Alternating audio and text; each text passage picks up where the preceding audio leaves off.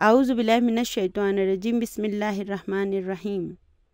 رب اشرح لی صدری ویسر لی امری واحلل عقدۃ من لسانی یفقہوا قولی۔ ہم جانتے ہیں کہ عربی زبان کے اسماء جملے کے مطابق اپنے اعراب کو تبدیل کرتے ہیں، اور یہی سب کچھ انشاءاللہ تعالی ہم نے سیکھنا ہوگا۔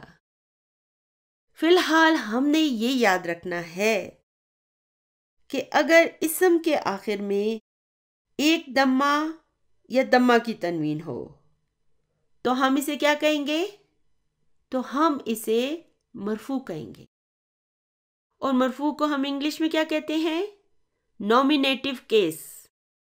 یہ انگلش کی ٹرمز جو ہے نا، یہ میں آپ کے نالج کے لیے کہہ رہی ہوں، اسے یاد رکھنے کی کوئی ضرورت نہیں ہے۔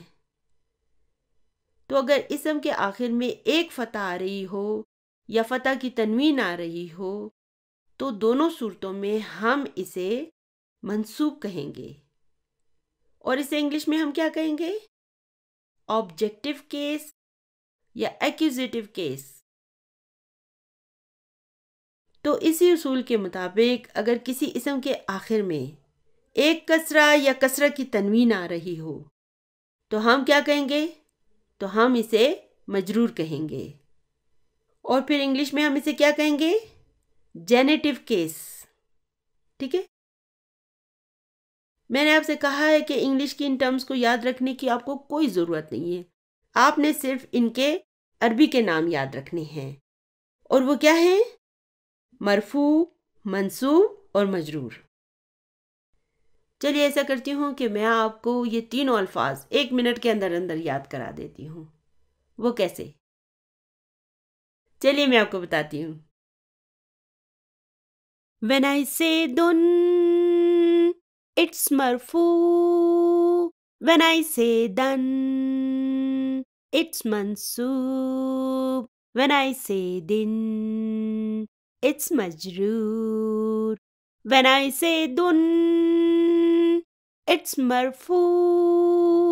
When I say dan, it's mansoob. When I say din, it's majroor. Therefore, dun dun dan dan din din, dun dun dan dan din din, dun dun dan dan din din, dun dun dan dan din din۔ تو چلیے ابھی سے اردو میں یاد کرتے ہیں۔ جب کہیں ہم دن تو ہے مرفوع، جب کہیں ہم دن تو ہے منصوب، جب کہیں ہم دن تو ہے مجرور، جب کہیں ہم دن تو ہے مرفوع، جب کہیں ہم دن تو ہے منصوب، جب کہیں ہم دن تو ہے مجرور۔